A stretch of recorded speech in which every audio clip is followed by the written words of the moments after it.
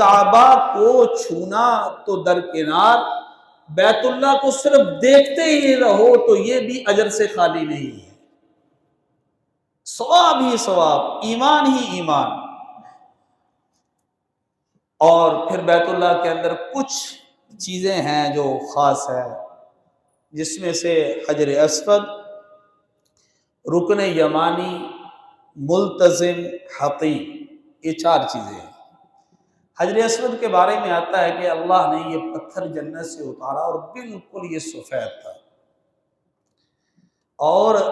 جس کو یہ نصیب ہو جائے اس کا بوسہ لینا اور اس کے ساتھ استلام کرنا، تو حدیث پاک میں آتا ہے کہ اللہ اس کو قیامت کے دن 2 آنکھیں دے گا، اس پتھر کو 2 آنکھیں دے گا، ایک زبان دے گا، ہونٹ دے گا، اور یہ اللہ کے سامنے ان بندوں کی مغفرت کی سفارش کرے گا جن جن لوگوں نے اس کو بوسہ دیا ہوگا، اس کی سفارش کرے گا۔ لیکن بوسہ دینے میں وہی شرط ہے جو میں آپ کو عرض کیا میں نے، کہ کسی کو دھکا نہیں دینا، کسی میں جلد بازی نہیں کرنی، یہ نہ ہو کہ ثواب لیتے لیتے لوگوں کو اذیت ہو، دھکا ہو۔ آپ نے رسول اللہ صلی اللہ علیہ وسلم نے اونٹنی کے اوپر، قصبہ کے اوپر بیٹھ کر ہی آپ نے دور سے استلام کیا، یوں استلام کیا، اور استلام کر کے بسم اللہ اللہ اکبر، اور آپ نے ان ہاتھوں کو بوسہ دے دیا، اور امت کو یہ بتا دیا کہ بوسہ لینے سے زیادہ اہم یہ ہے کسی بندے کو تکلیف نہ ہو۔ اور اس کے بعد آتا ہے رکن یمانی، جب آپ بیت اللہ سے طواف کر کے حجر اسود کی طرف آ رہے ہوں تو اس والا کونا جہاں تھوڑا سا غلاف پھٹا ہوا ہے اس کو رکن یمانی کہتے ہیں۔ اس لیے یمانی کہتے ہیں کہ اس کی نسبت یمن کی طرف ہے، اور یہاں پہ حضور اقدس صلی اللہ علیہ وسلم نے فرمایا ہے جو اس رکن یمانی سے گزرتے ہوئے یہ دعا کرتا ہے، اللہم انی اسألک العفو والعافیت فی الدنیا والآخرہ، ربنا آتنا فی الدنیا حسنہ وفی الآخرۃ حسنہ وقنا عذاب النار۔ یہ جو دعا کرتا ہے تو حضور صلی اللہ علیہ وسلم نے فرمایا کہ رکن یمانی پر اللہ کی طرف سے 70,000 فرشتے ڈیوٹی دیتے ہیں، جو یہ دعا کرتا ہے وہ فرشتے اس کی دعا پر آمین کہتے ہیں،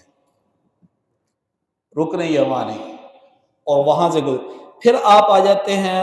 حجر اسود اور یہ دروازے کی طرف، یہاں دروازہ ہے، دروازے کی چوکھٹ سے لے کے حجر اسود کے درمیان کا جو حصہ ہے اتنا، اس کو ملتزم کہتے ہیں، ملتزم۔ اور ملتزم کا معنی چمٹ جانا،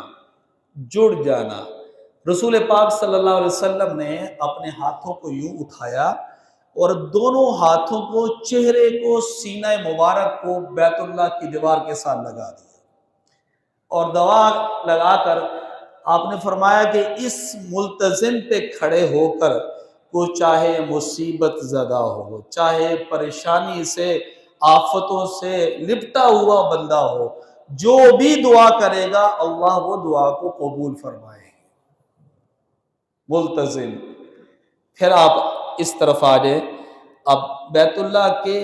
دروازے کو کراس کر کے اس طرف جائیں تو ایک چھوٹا سا حصہ ہے جس کی چھوٹی سی باؤنڈری وال کی ہوئی ہے، اور اس کو کہتے ہیں حطیم۔ یہ حطیم بھی دراصل بیت اللہ ہی کا ہی حصہ ہے۔ یہاں ایک بڑی اہم بات ہے وہ عرض کرنے لگا ہوں۔ حطیم دراصل یہ ساری جگہ جتنی بھی تھی یہ مکمل بیت اللہ کی تھی، تو جب قریش مکہ نے بیت اللہ کی تعمیر شروع کی عبداللہ ابن زبیر رضی اللہ تعالیٰ کے دور میں، تو تعمیر شروع کرتے کرتے ان کے پاس نہ پیسے ختم ہو گئے، تو قریش مکہ نے کہا کہ اب حلال آمدنی ختم ہو گئی،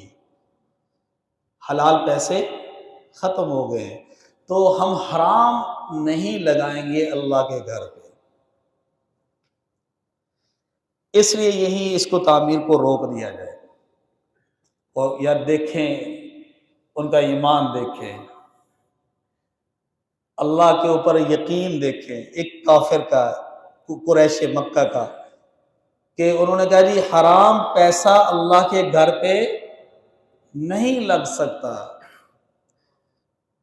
اور قیامت تک آنے والی نسلوں کو، امت کو یہ میسج دے دیا، یہ پیغام دے دیا کہ جو اللہ کو، اللہ کے رسول صلی اللہ علیہ وسلم کو نہیں مانتے، ان کا ایمان دیکھے کہ وہ اللہ کے گھر پہ حرام پیسہ نہیں لگا رہے، اپنی تعمیر کو وہیں روک کہ حلال ہوگا تو لگا دے۔ تو چنانچہ وہ رک گیا اور پھر اس حصے کو ویسے ہی چھوڑ دیا گیا۔ اما عائشہ صدیقہ رضی اللہ تعالیٰ عنہ کہتی ہیں کہ میں نے ایک دفعہ اللہ کے رسول صلی اللہ علیہ وسلم کو عرض کیا، یا رسول اللہ میرا دل چاہتا ہے کہ میں بیت اللہ کے اندر نفل پڑھوں، اندر عبادت کروں۔ تو حضور اقدس صلی اللہ علیہ وسلم نے اما عائشہ صدیقہ رضی اللہ تعالیٰ عنہ کا ہاتھ پکڑا اور حتیم میں بٹھا کر کہا کہ عائشہ تو یہاں نفل پڑھے گی، گویا کہ ایسے ہی ہے کہ جیسے تو نے بیت اللہ کے اندر نفل پڑھے، حتیم کے اندر۔